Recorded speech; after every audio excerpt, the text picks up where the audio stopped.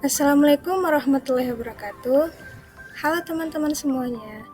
Kami dari kelompok 3 akan mempresentasikan hasil diskusi kelompok kami mengenai pengaruh literasi keuangan terhadap inklusi keuangan.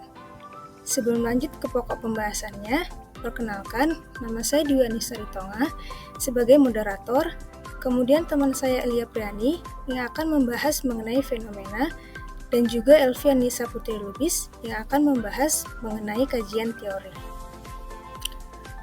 Baik, saya akan melanjutkan penjelasan mengenai fenomena yang merupakan pendahuluan dari presentasi kami. Pandemi COVID-19 berhasil mengguncang dunia, termasuk Kota Magelang yang mengalami kelumpuhan ekonomi, penurunan produksi, industri yang gulung tikar, PHK karyawan menjadi solusi tercepat agar bertahan, di mana hal tersebut memberikan dampak pada peningkatan tingkat pengangguran dan kemiskinan dunia, termasuk Kota Magelang. Kondisi ekonomi mengalami penurunan drastis dari tahun 2019 dari nilai 5,4% menjadi minus 2,45 di tahun 2020, menurut Rohim 2020. Selain itu adalah angka kemiskinan di Kota Magelang mengalami kenaikan sebesar 0,12%. Persentasinya menjadi 7,58% atau sekitar 9.270 jiwa di tahun 2020 dari 7,46% di tahun 2019 menurut Fatur Rahman 2021. Padahal di tahun 2017 lalu, Kota Magelang berada di tingkat 10 kota per kabupaten indeks pembangunan inklusif tertinggi, yaitu dengan nilai 6,59, dan pada pilar 3, perluasan akses dan kesempatan, Kota Magelang dengan indeks 7,78 di atas indeks pembangunan inklusif kota per kabupaten se-Indonesia 5,23 dengan tingkat rasio total kredit UMKM paling tinggi menurut Widya Santi 2019. Indeks ekonomi inklusif Kota Magelang berada di atas rata-rata indeks ekonomi inklusif kota per kabupaten di Jawa Tengah menurut Bappenas 2020.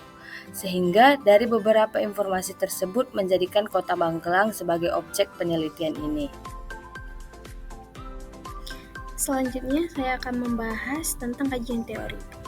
Menurut World Bank atau Bank Dunia, inklusi keuangan merupakan akses bagi semua orang ataupun bisnis agar bisa menggunakan manfaat dari produk atau layanan keuangan yang berperan dalam pemenuhan kebutuhan manusia di dalam kehidupan sehari-hari, seperti menabung, pembayaran, kredit, ataupun asuransi yang dikerjakan secara efektif dan juga berkelanjutan.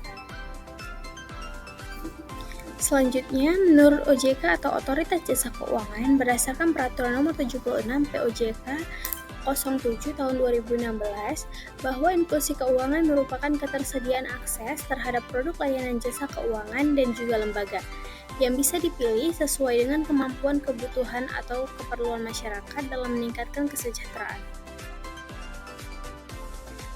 Adapun tujuan inklusi menurut Peraturan OJK Nomor 76 POJK 07 Tahun 2016 adalah untuk meningkatkan akses jasa produk, layanan keuangan dan lembaga. Tujuan kedua adalah menyediakan produk atau layanan jasa keuangan bagi para pelaku usaha jasa keuangan. Yang ketiga adalah untuk meningkatkan kesesuaian terhadap kemampuan dan keperluan masyarakat terkait dengan produk atau layanan jasa keuangan. Selain itu, tujuan yang lain adalah untuk meningkatkan kualitas produk dan layanan keuangan. Menurut Organization for Economic Cooperation and Development atau OECD tahun 2016, mendefinisikan literasi keuangan adalah pemahaman dan pengetahuan terhadap konsep dan juga risiko finansial, termasuk dalam hal keterampilan, keyakinan, dan juga motivasi dalam menerapkan pemahaman dan juga pengetahuannya dalam membuat keputusan keuangan yang lebih efektif agar tercapai kesejahteraan atau financial well-being. Selain itu juga, keikutsertaan dalam bidang ekonomi menurut Sulaiman tahun 2019. Kajian teori yang terakhir yaitu istilah tentang literasi keuangan.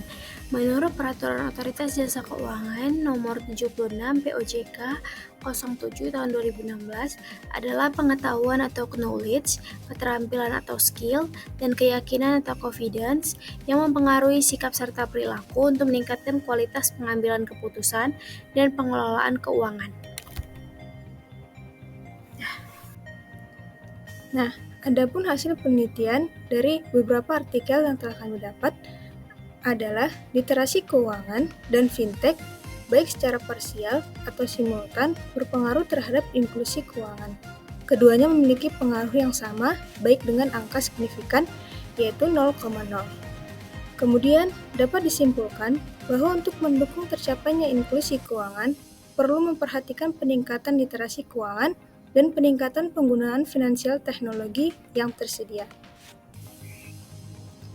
Demikian presentasi dari kami kelompok 3. See you next video. Bye!